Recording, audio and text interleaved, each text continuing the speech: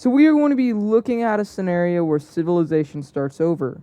In the last episode, we saw the start of the War of Worlds. Kind of a tongue twister. I already had to re-record that part. Pretty much World War VI. Also, we're on episode 95, if you couldn't tell. And, the question is, where did Antarctica go? I know. It melted. I don't even know why I asked that. But anyways, we're trying to get to 3,000 subscribers by the end of summer. It would help out a ton if you subscribed, and while you're down there, like the video. Anyways, let's go ahead and get into this video. We are going to start this video up inside of Poland as we see this rebellious state, or the outer space people, continue to move up the Polish area. They're trying to take the whole coastline of Poland. But we actually see the first pushback inside of this war, and we see Poland pushing back against this, rebellious force. But down over here, it's still going the same, terrible for Poland. As we see them enter into Slovenia.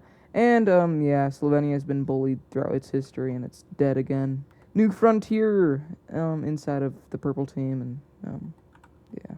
I mean, if you look at it like this, Italy is now unified again. But they're all probably dead. I don't really know if the outer space people are killing the citizens. I'm guessing they are, but you never know. And now an invasion down into Iberia. This one event right here is going to set off a chain reaction with the rest of the Iberian countries. One of us is being invaded by this weird force right here. Now, we could just get absolutely obliterated and just die. Or we could unionize and come together. Like what the red Italians tried to do, or I guess just the Italians. This dark blue team will remake the blue Iberian team. And this is popular, even though Iberia was never super popular to be united. We see all of the Iberian states uniting together besides the Iberian one. And with this, we actually see a pushback from a united Iberian front. Now, here's the thing. These guys are not allowed to unite. But, they just did anyways. Now, you see, Iberia is not super happy about this. So what is Iberia gonna do? Well, they start an invasion into the Iberian state. Iberia's like, what are you doing? We're trying to fight back against this whole massive thing. But Iberia just does not care. They're continuing to push through this land. All of the coastline is taken of the Mediterranean. And then this weird force begins a full-on offensive, and this offensive ends in the capital being taken. The rest of this falls to the Iberians. And after that, Iberia starts to push back against this force, retaking the Iberian capital city. I guess Iberia just does not like unionized countries. The Octagonal Alliance is going to question Iberia's actions, but they don't give a response. Scandinavia crosses over and starts an invasion into Copenhagen, taking the whole island. Then island hops again, taking this island. They then start a island movement, or I guess down here. They move on to the Danish peninsula, is what I'm trying to say, but it's not coming out of my mouth. They also make a landing up in the northern part, and soon enough, these two fronts meet up. And once land of Scandinavia is now theirs again. Over here, we see a kind of just quick force that was mobilized by the Asian Union. Just moving throughout this area quickly. They aren't really having much success, although they do push back a little bit.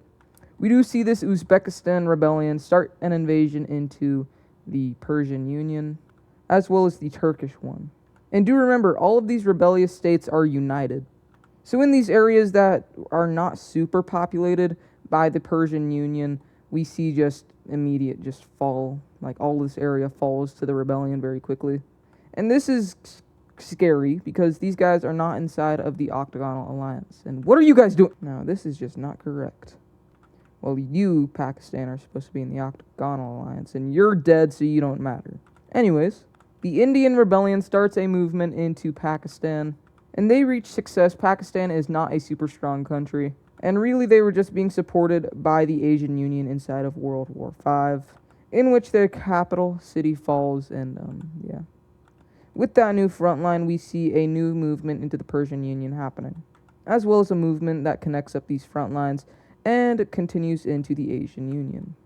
Over here, Indonesia continues to push up into this Thailand area of the Asian Union, eventually reaching up into this Malaysian area. and they're reaching a lot of success up here. And then they start an invasion into Vietnam, and Vietnam is a weak country at this point. They're long past their prime. And with this and these things just not dying, it's pretty much over. Soon the Persians are going to lose all access. Well, the Persians lose all access to the Caspian, and the whole union is just collapsing. There's not really anything they can do. And a massive movement into the Asian Union happens, getting really close to the capital city. The Asians do manage to push back against the Indians. Actually, this is the greatest pushback inside of the whole war yet. Pretty much getting all of their old Indian lands back. The Asian Union is the only country who has defeated one of these rebellious states before, that being the Chinese one. And with their experience, they're doing quite well against the Indian state, invading throughout all these areas and eventually cutting it off from their movements. But these things are weird. They're just make these parts a part of their country. You just cannot stop this union. These things don't follow the rules of actual countries. They aren't countries, they aren't humans. And then Indonesia makes a landing inside of Australia. Australia is a strong country, but they're not fighting back that well.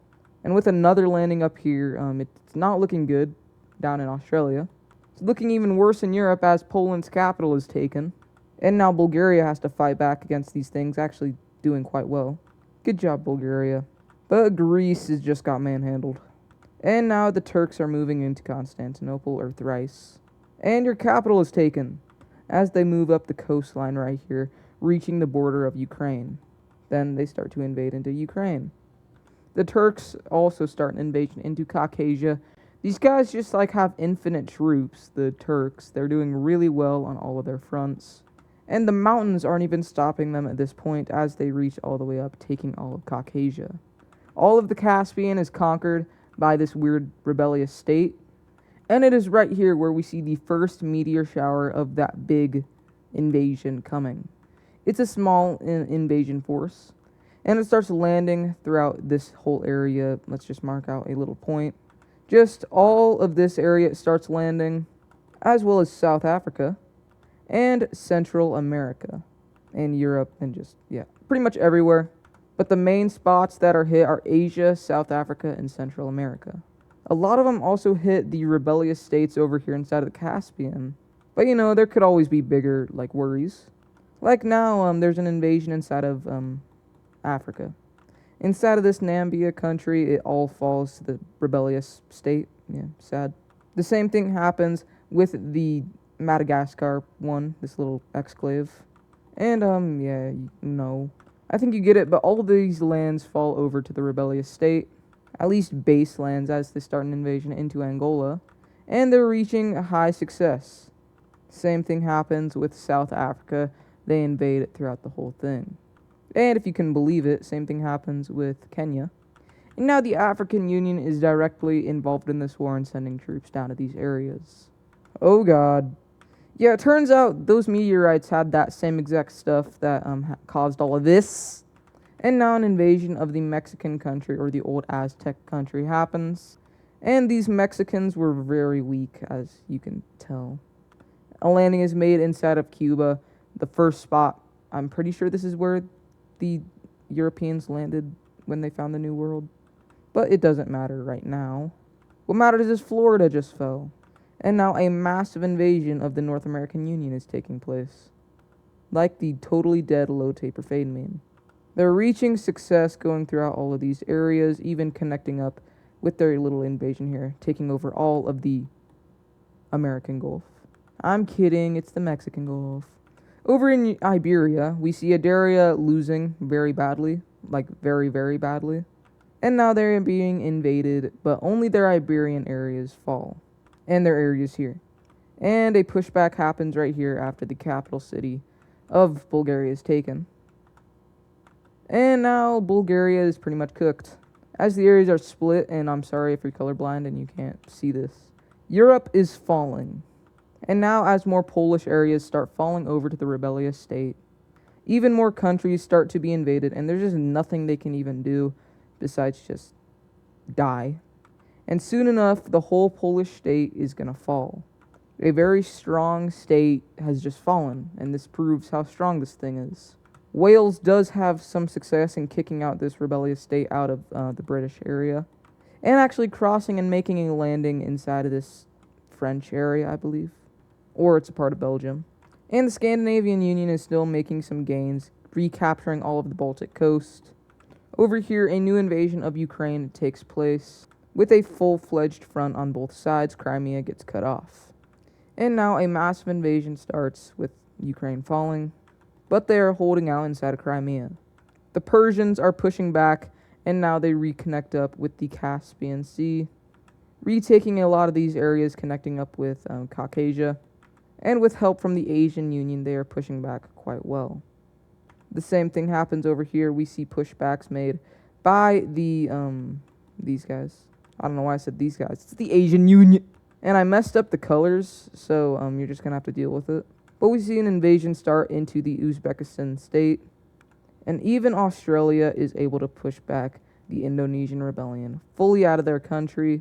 And even making a landing inside of Papua New Guinea and just invading throughout the whole thing. Eventually kicking the rebellious state all the way up to this northern area here. And it is right here where we see the Asian Union making a call out to the rest of the Asian nations in the world and saying, join up with the Asian Union, for this is a fight that is more than just another regular world war. It is a war for the world. If we do not win this, it could be over. And after that speech is played, Japan joins the Asian Union. Taiwan joins the Asian Union. And even Korea joins. All of these nations right here join. Pretty much all of Asia is on board with helping. Besides like the Persian Union, the Middle East, and just like this area. And with this massive just army, the biggest army the world will ever see is made up. And a massive pushback starts inside of Vietnam, pushing back all the way down to this little peninsula, rescuing Vietnam, as well as pushing into the Indian state once again.